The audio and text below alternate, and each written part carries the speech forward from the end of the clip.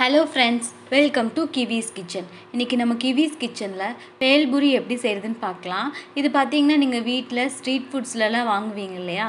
அந்த மாதிரி ஸ்டைல்ல நம்ம இன்னைக்கு செய்ய போறோம். இது ரொம்ப டேஸ்டியா இருக்கும். வாங்க எப்படி செய்யறதுன்னு பார்க்கலாம்.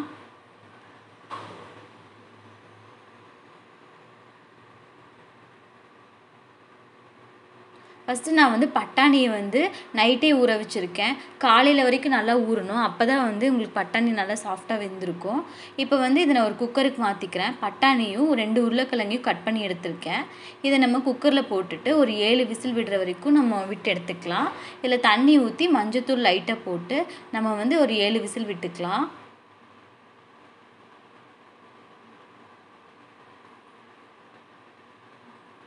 இப்போ இது விசில் விட்டு எடுத்தாச்சு. இது நல்லா நமக்கு வெந்துருச்சு. இப்போ இதில் இருக்க தண்ணியை மட்டும் நம்ம தனியாக எடுத்துட்டு இது நல்லா நம்ம மசிச்சுக்கலாம்.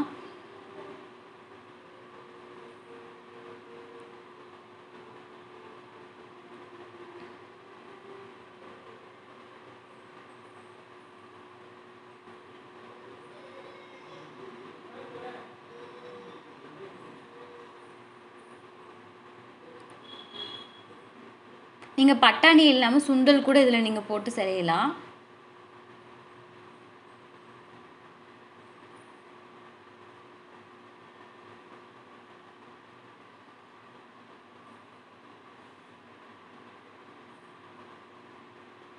இப்போ ஒரு குக்கர்ல ஆயில் ஊத்திக்கலாம். ஆயில் ஊத்திட்டு நம்ம வெங்காயம் பொடி பொடியா நறுக்கி வச்சிருக்கோம். அதையும் இது கூட நம்ம சேர்த்திக்கலாம்.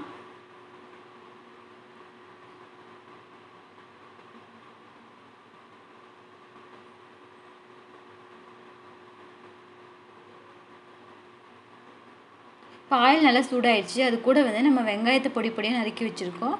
அதையும் இது கூட சேர்த்திக்கிறேன்.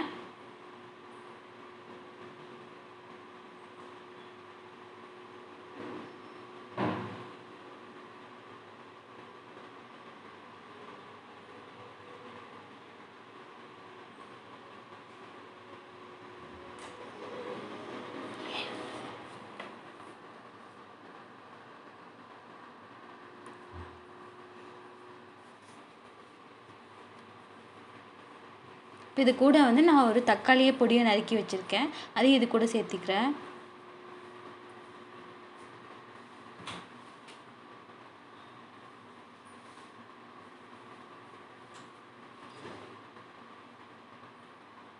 ஒரு ஸ்பூன் இஞ்சி பூண்டு பேஸ்ட் சேர்த்திருக்கேன்.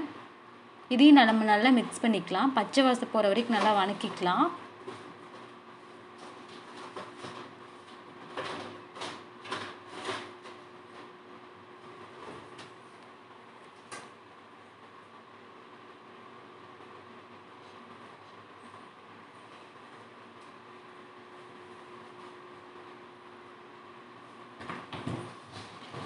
இது கூட நம்ம எடுத்து வச்சிருக்க பட்டாணியை நம்ம இது கூட சேர்த்திக்கலாம்.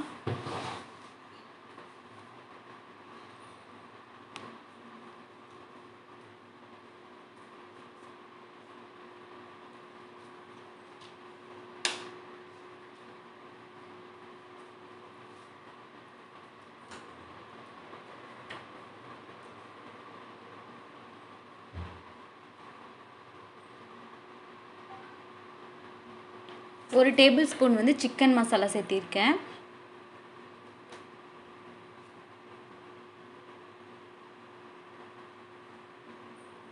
அப்புறம் ஒரு டேபிள் ஸ்பூன் கரம் மசாலா.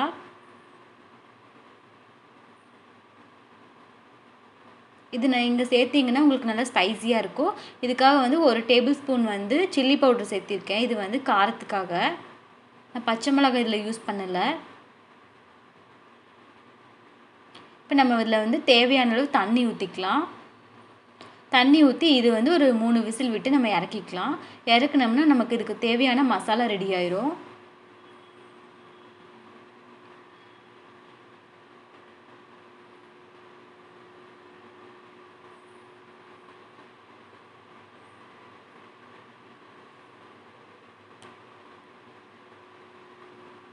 தேவையான அளவு உப்பு சேர்த்திக்கலாம்.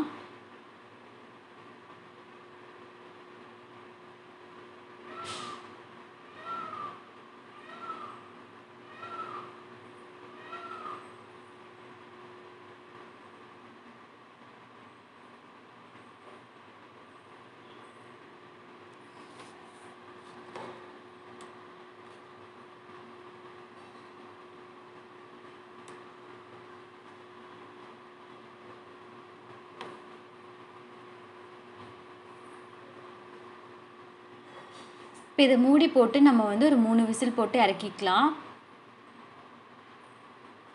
இப்போ விசில் வந்துருச்சு. இதை நம்ம ஓப்பன் பண்ணி பார்க்கலாம்.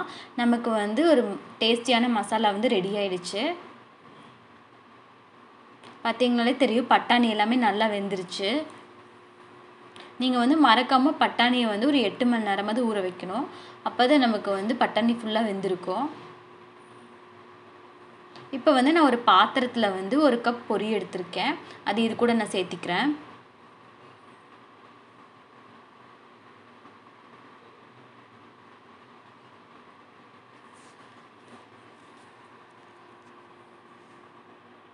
அப்புறம் ஆனியன் வந்துட்டு நான் ஒரு 1/2 வெங்காயம் எடுத்திருக்கேன். அதையும் நான் இது கூட சேர்த்திருக்கேன்.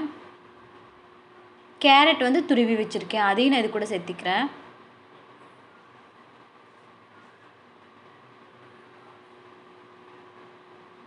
இப்போ நம்ம செஞ்சு வச்சுருக்க சுண்டல் மசாலாவையும் நம்ம இது கூட சேர்த்திக்கலாம்.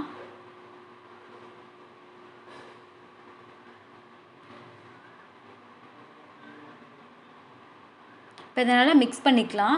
நம்ம வந்து கடையில் சாப்பிட்ற மாதிரி அப்படியே டேஸ்ட்டில் இருக்கும். நீங்கள் கண்டிப்பாக நீங்களும் உங்கள் வீட்டில் ட்ரை பண்ணி பாருங்கள் இதே மாதிரி.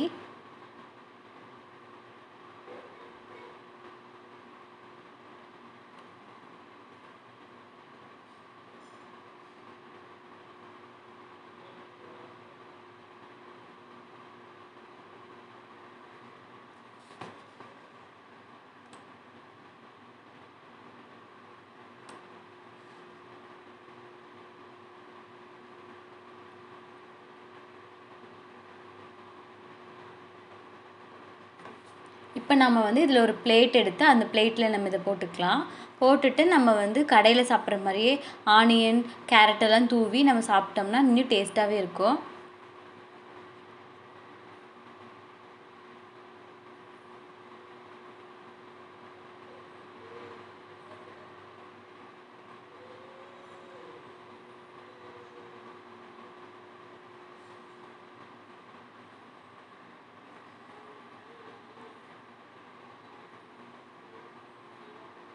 இதில் நீங்கள் கடையில் கிடைக்கிற அந்த பானிபூரி வந்து நீங்கள் இதில் சேர்த்திங்கன்னா அந்த பூரி இருக்குல்ல அது சேர்த்திங்கன்னா இன்னும் உங்களுக்கு டேஸ்ட்டாக இருக்கும்.